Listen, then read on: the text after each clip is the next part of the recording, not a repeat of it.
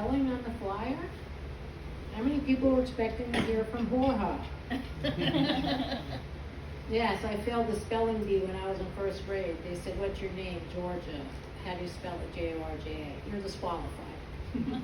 That's my mother. And so apparently my mother was the comedian in the family, naming a girl Jorja, then send me to school. I come home from kindergarten crying my head off. My mother said, what's the matter? Mom, they said my name was Jorge. No, it's not. It's George with 2 J's. I think my mother was still on drugs. She delivers me in the hospital. She's out of it. She's in pain. She can't believe it's finally over. The nurse comes over and says, oh, you have a baby girl. Thank God. What are you going to name her? Georgia. Jorja. I'm like, so the doctor didn't question if my mother was high on drugs? What would you, all right, fine, go ahead. Name me George with 2 J's. I guess you thought I wasn't going to be much in life. If anything, I could always explain why my name is spelled so perversely, and then I would be remembered. I said, I want to be remembered for something good, not for something perverse as Jorja. Well, that's just the way it goes. Let's see. I was thinking before about woke, and I heard about the woke culture. I said, oh, finally a cure for sleep apnea. That's not going to work. My doctor said to me, Georgia, when are you going to have a colonoscopy? I said, during my autopsy. Why would I? I'm a nurse. I've seen what happened to people who didn't have the right doctor for a colonoscopy. They were my patient in the ICU for 2 weeks. I'd rather forego that misfortune and then take my effing chances. And I'll tell you something else about the colonoscopy. If you need it, it's too late, right? Then I said, if I'm going to wear a bag, I'm going to wear Michael Kors bag. I'm not wearing that Hollister bag, Jean. You know about that, right? Jean's a nurse, too, just in case anybody needs anything. She takes cash. She's off today, but it's time and a half. But it's on the weekends. So I am a nurse, and I used to work in the hospital. I dated a lot of doctors. I dated a plastic surgeon, but he was always trying to tuck me in, and it wasn't even bedtime. I dated a urologist, but he was always making me piss my pants. So I have stress incontinence and a diaper rash now. So, of all the doctors, I never dated a gynecologist because I was always afraid I wouldn't know where the examination ended and the relationship began. I was married to a cop, though. Yeah, I know. I still have the marks on my wrist from the handcuffs. Because I told him to use the one with the fur lining, but he wouldn't listen to me. So. I wanted to get the PBA card out of the divorce. I didn't get it, but I got his pension, I got alimony. So, hey, you know what? It's all about what your priorities in life are. I can always say, you know, my husband's on the job. You just have to say that. Your so-and-so is on the job, and they'll let you go. That's what on the job means. You know, I know the cop lingo, because, you know, after all, my ex was a cop. And I'm a nurse. Georgia, why'd you become a nurse? Oh, because my mother said I look good in white. I didn't get it. Look like shit in white. You know, that's why we don't wear white uniforms anymore? Because all of us nurses lost our figure. Can you imagine someone coming down the hallway dressed in white? Oh, look, a cloud. A cloud is floating. Oh, with a hat on. I think the reason was because sometimes at night the patients, well, I worked in critical care, so they were really sick. I mean, I'm not joking. They were really, you know, 1 foot in the grave, 1 on a banana peel. And so if a nurse came in the room at night, the patient may have thought we were the angels coming to get them. Doctor, I'm dying. No, doctor. No, sir, you're not dying. I told you. No, last night when I was asleep, I heard a noise over my eyes and there was an angel. She was coming to get me. I think that's the reason why we don't wear white anymore. It's not about the urine, the blood spattering, the shit, people throwing stuff on us, our own food dribbling on our shirts. There's no Clorox commercial. How many people have ever seen a Clorox commercial getting the stains out of a nursing uniform? Oh no, I'm worried about the grass stains that my son got because he skidded in the grass for that home run. Yeah, baloney. Show me a scrub top that looks brand new after a couple of cycles with Clorox, I'll buy it. So now we're all wearing dark colors, except black. I think those are the scrubs for the funeral home, if I'm not mistaken. So I met a guy who said he dug me until I found out he worked in the cemetery.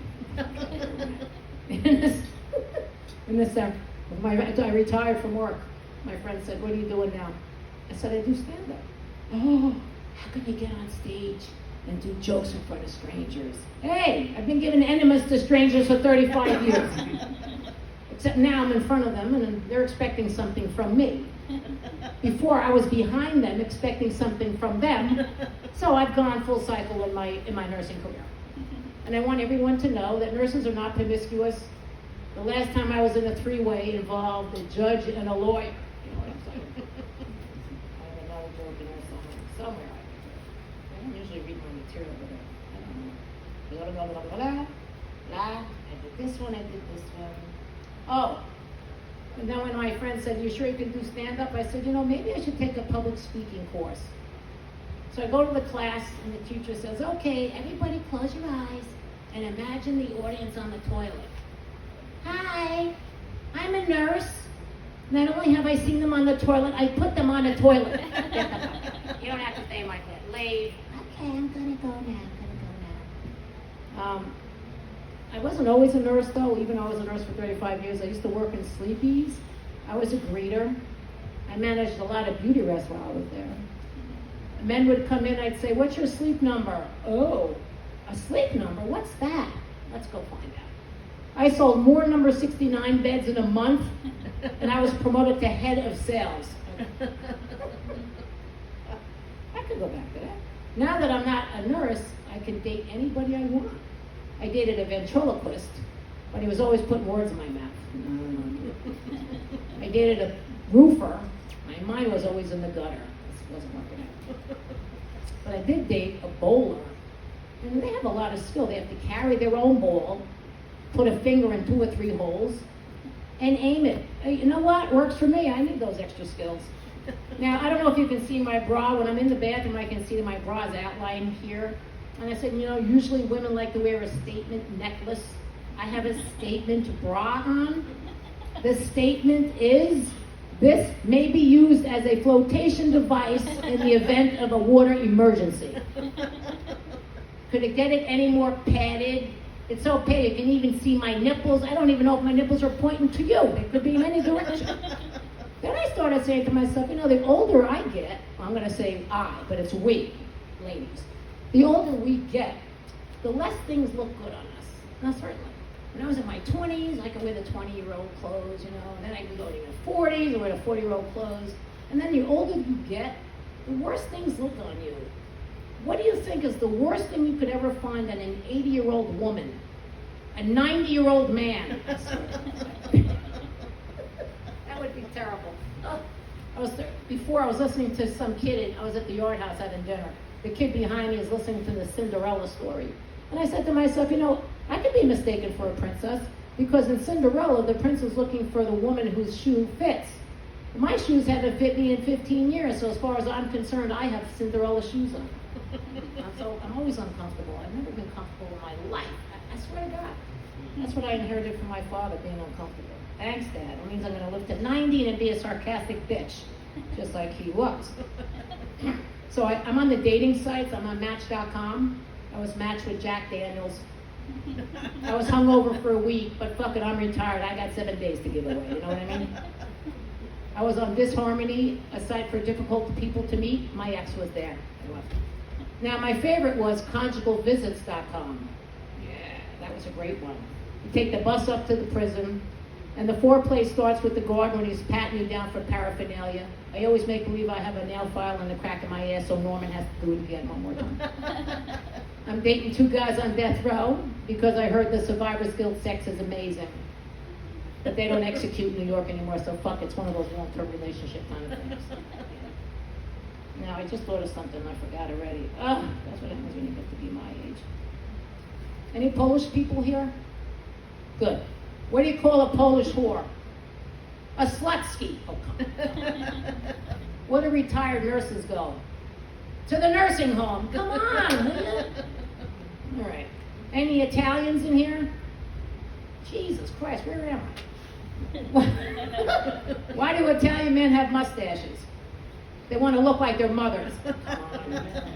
That's all right. I only date men with mustaches so they don't feel mine when we're kissing. All right, thanks. You've been great. Give it up for Dave, who puts up with me every month, Dave, I'm here, and you spell my name right, Dave, yeah. Put your hands together for Georgia Metz. Let her hear it.